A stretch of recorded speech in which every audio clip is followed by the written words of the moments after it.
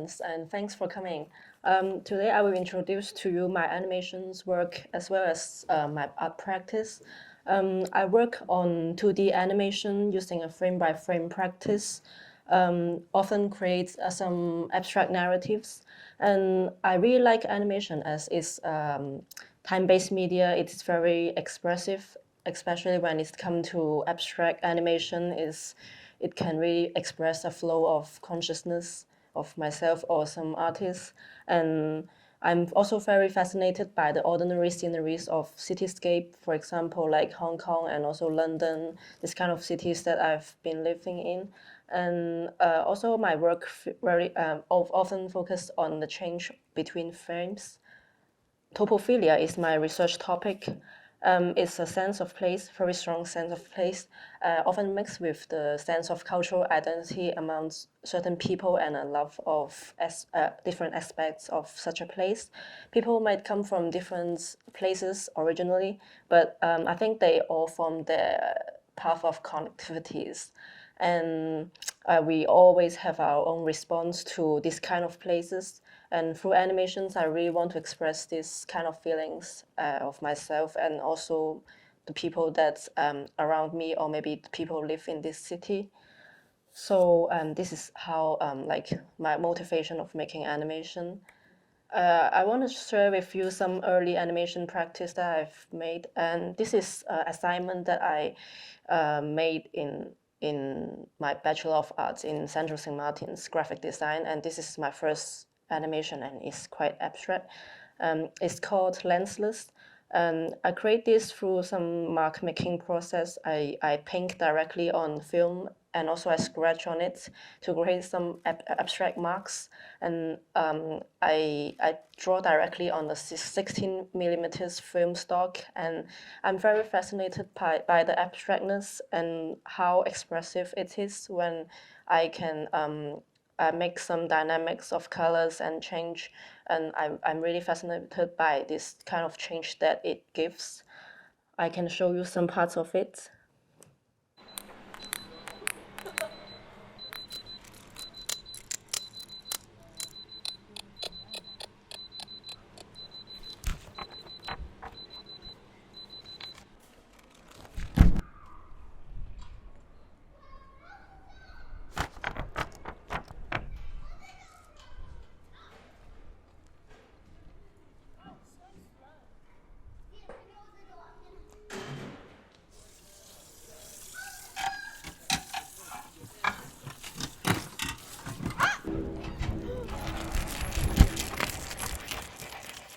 This is the first animation I made. It's very fun because I can draw just directly on this film stock, like these beautiful frames coming from like this kind of very easy method, but the abstractness is very attractive to me.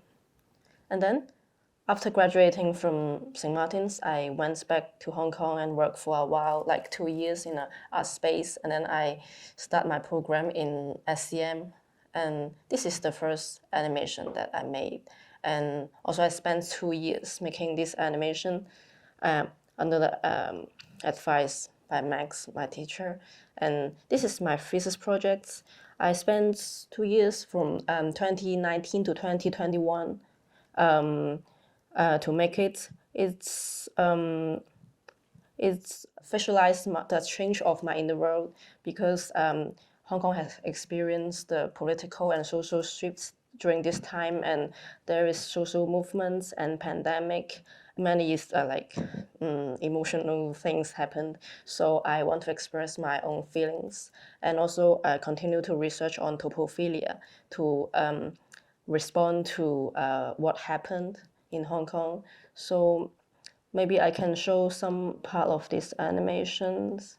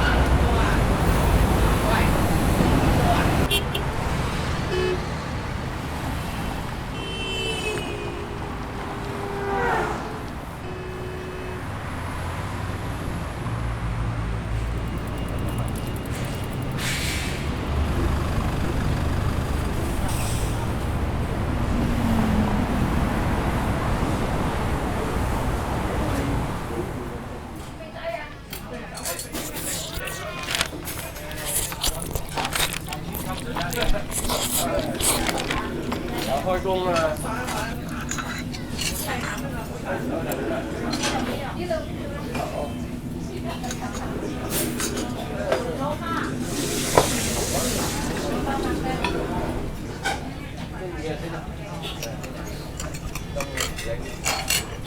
哎，有炒飯喎，不如炒飯都好啊。西炒飯。好，炒飯啫。點辦得㗎啦，志偉？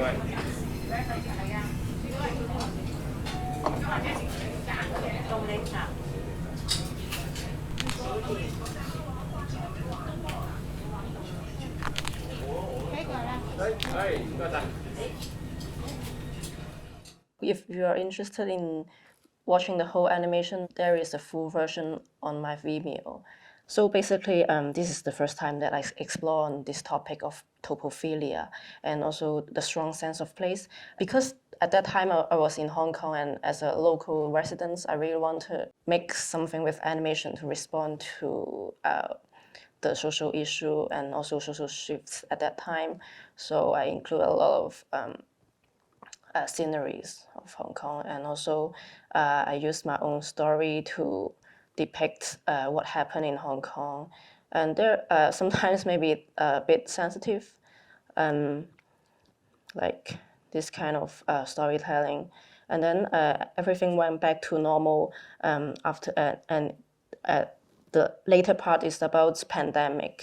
Yeah. If you're interested, you can watch it later because we may run out of time. And then I start sending this film to international festivals, and I received some official selections. And this is the time that I get some exposures to the international animation industry.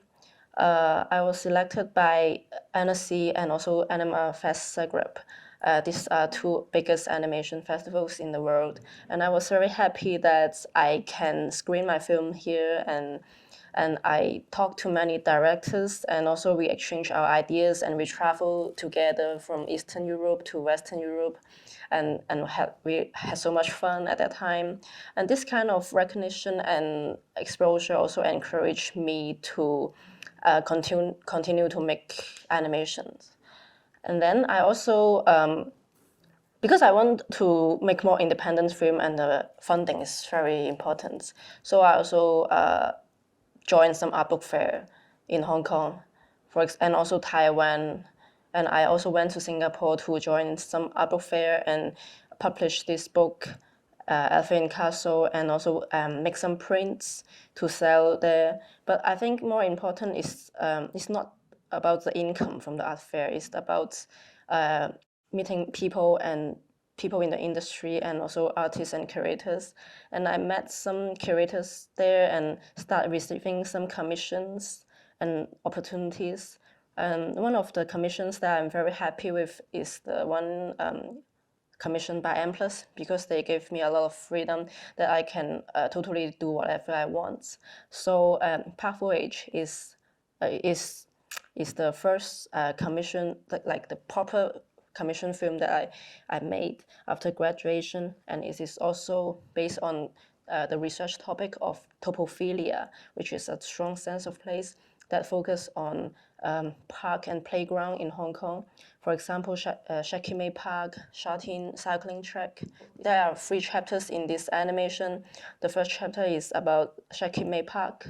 I'm very fascinated by this pink and blue, that park, and this kind of abstractness. And I tried to make this moving image spins with the rhythm.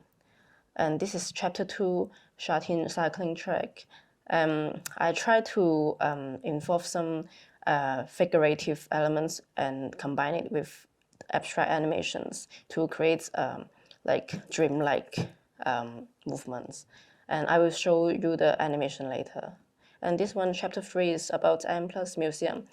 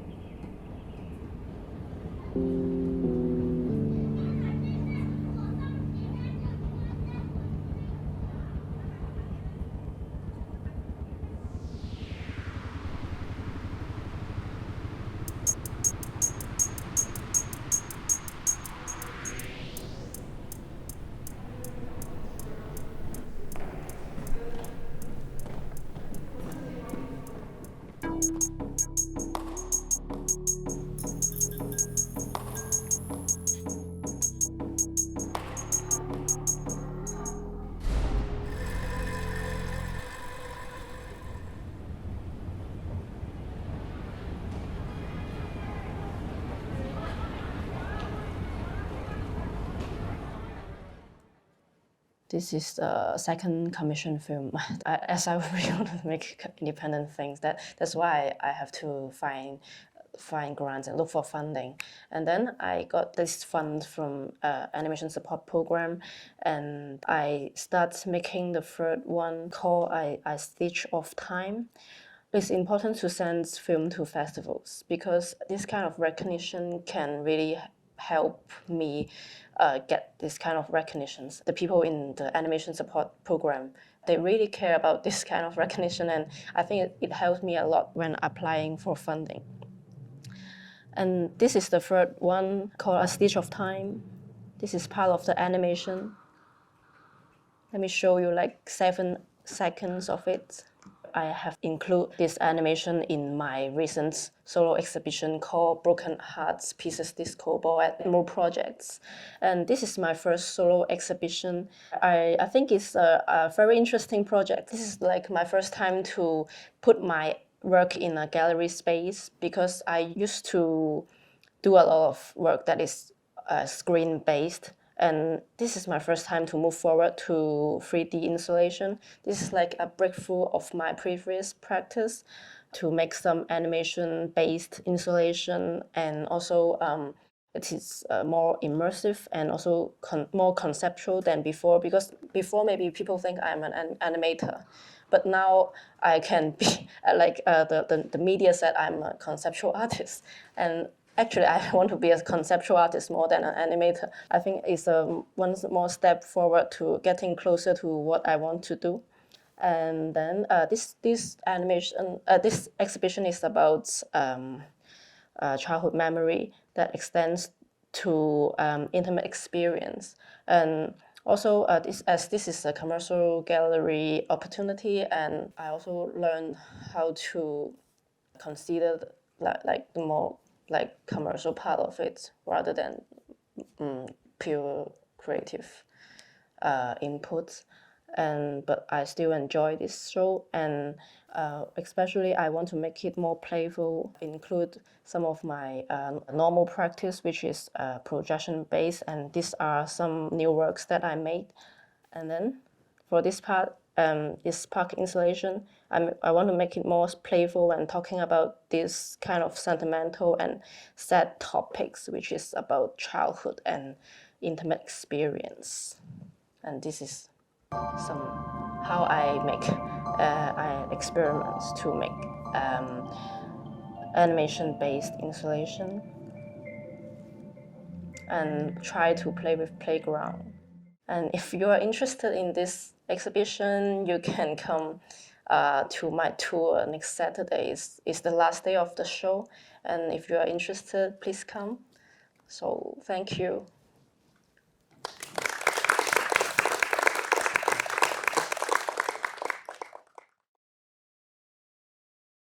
Thank you for sharing. That was really nice to see everything together like that. What I love about your work is that it shows Hong Kong in a new way that is sort of feels very familiar, but also is very fresh and different. Obviously, your inspiration comes from the place, and you talk about that. But in terms of animation, in terms of movement, in terms of abstraction, where do your inspirations come from, or your influences? Can you?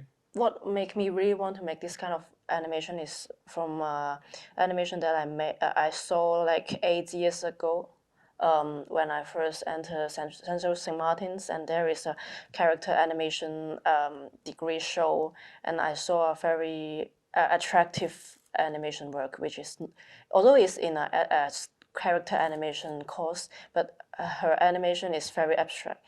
When I see this work, I think, oh, I never thought that animation can be expressed like in this way, because in Hong Kong I always see a lot of cartoonist animation. But that time when I went to this school, it's inspired me to have my own interpretation and my own form of expression.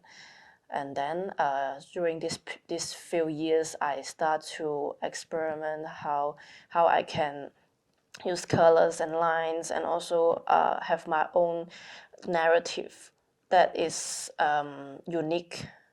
That is something that maybe I seldom see it from other people. Can you talk a bit about the differences in how animation is taught or perceived? Whether studying in London has influenced the way you think about animation, and how that is different maybe from how it's perceived here. Because I was studying in moving image, the teacher didn't train me to be a very professional animation director or animator. And then I can have more courage to do whatever I want. Maybe not just animation. I can do like fine arts, like installation and more different things. But I think in Hong Kong, people want to be more professional, like as fast as they can, and it's more competitive. I think I feel more competitive, and then I have to work faster and faster.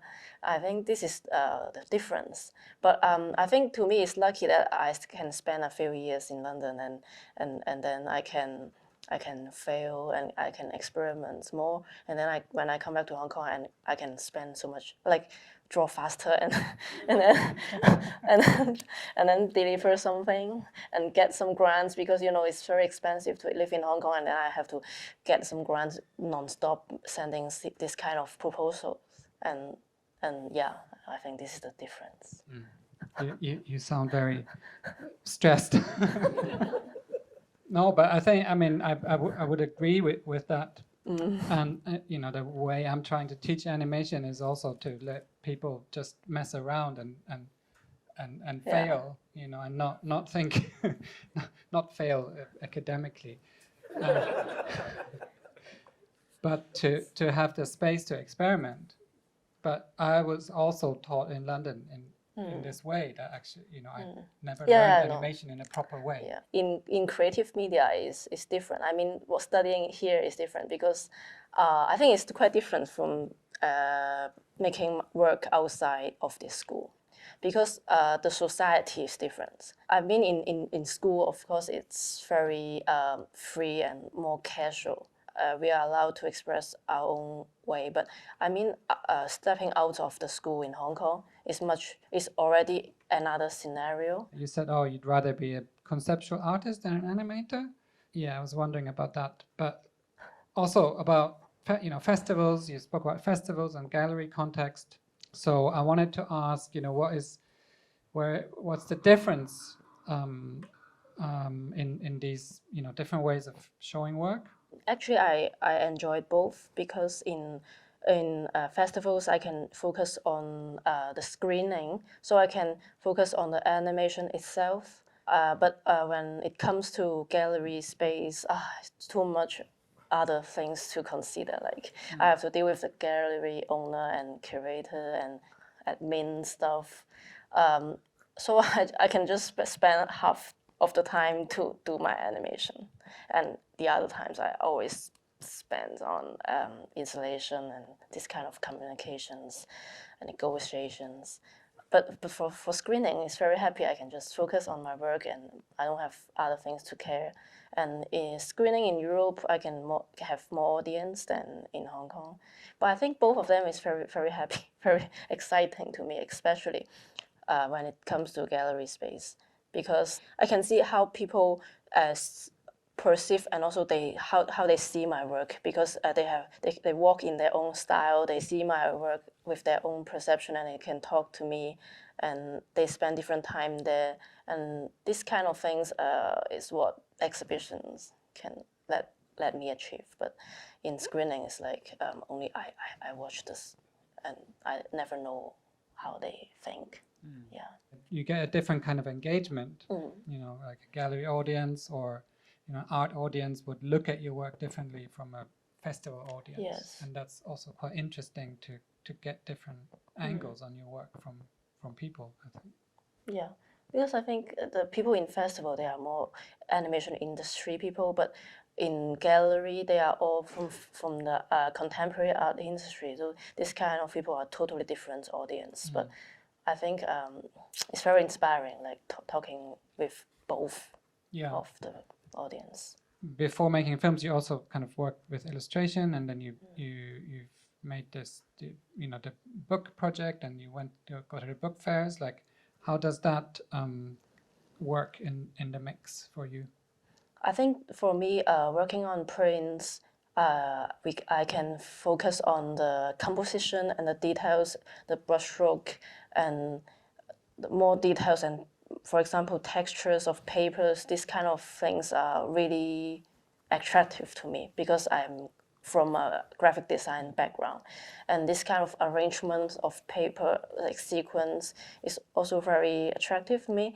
But when it comes to animation, I think it's about the change between frames, the arrangement of sequence to let people see the whole flow. And then the details of each frames is also becoming less important. But the change between these frames are more important. Yeah, this is what I think is different. And you like both, basically. I think I like animation more now. Yeah. Because it's deeper, and because it's about time, so the flow of consciousness, it's expressed through this kind of changes. But for maybe for print, more focus on the content itself. Yeah, it's interesting. Like for me, I find it really hard to do work with a single image. I feel so much pressure. Oh. You know, I feel like it has to be perfect, and like it cannot be. Yes, So I yes. love animation because I know, you know, you're only gonna see it for like a split second, and then we move on. Yes, so, yes. So it kind of frees me up to keep, because you know, you can just keep going. Yes. But I admire, you know, people who can just have that one image and put everything into that. You know, but it's a different kind of way of working. Sometimes I want to mix both of them. Sometimes I draw the frame first and then animate it. Sometimes I animate and I give up the details. What's your process? How do you work? Do you storyboard, or do you just start somewhere and then see where it goes? Yeah, I start somewhere and see. I don't have storyboard. And for me, that is like it keeps it interesting. It keeps it fresh. It keeps you on your toes. And things can come out that maybe you didn't. I cannot conceptualize them, but if I make them through the process, then they come out. Yes, yes. Same here. Thank you very much, Florence. I love your work. It reminds me of the days when I used to eavesdrop in Ta Tan Tang and actually record conversations for my own entertainment afterwards. And I'm curious how you feel your work will evolve later.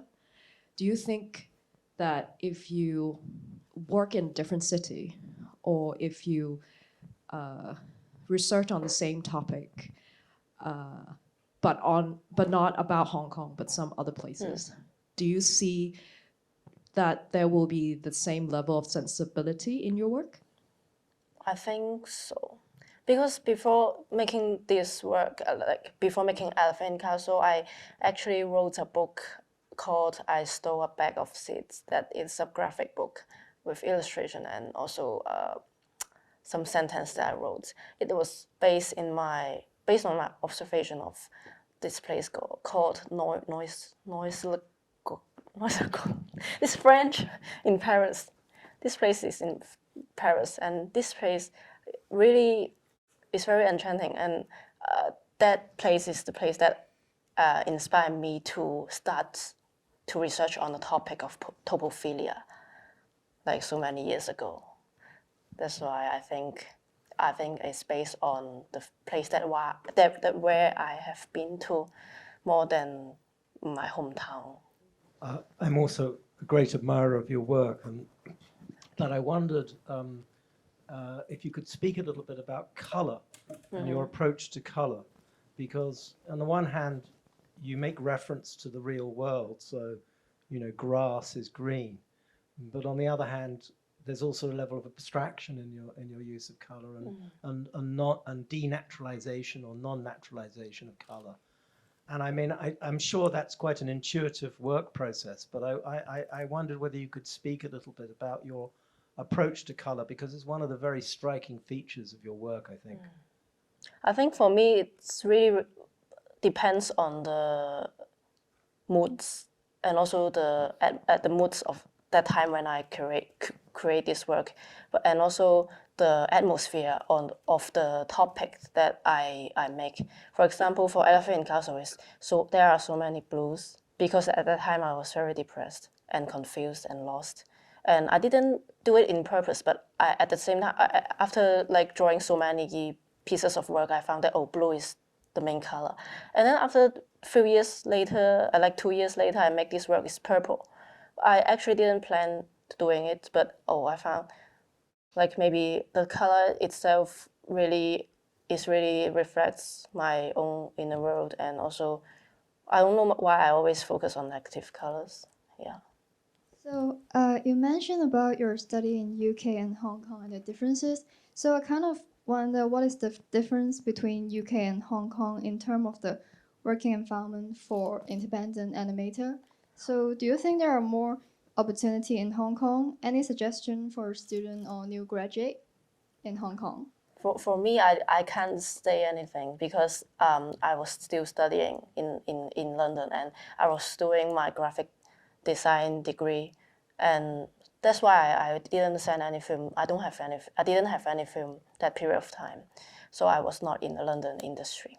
But I think after going to these festivals in Europe and talking with other animation directors, I think actually they say, I feel that Hong Kong got maybe a bit more opportunities. I don't know. Maybe yes. I don't know. I don't know. I think it's hard in Hong Kong to be an independent animator or any kind of independent artist if you're not born rich. How? You know. So I admire all you guys who are trying to do it. Yeah. Because I think it's really not easy, because rent is so expensive and there's so little space. But having said that, I think there are certain things where the scale of the place actually plays in our favor, like things like Hong Kong Arts Development Council, Animation Support Program.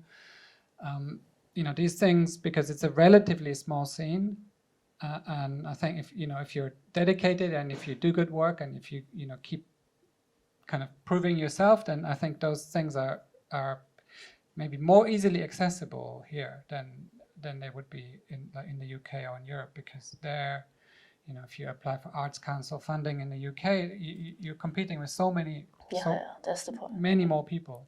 That's what the animation director said. So the industry is really big. Yeah. Thank you, Florence and Dr. Heller. Thank you.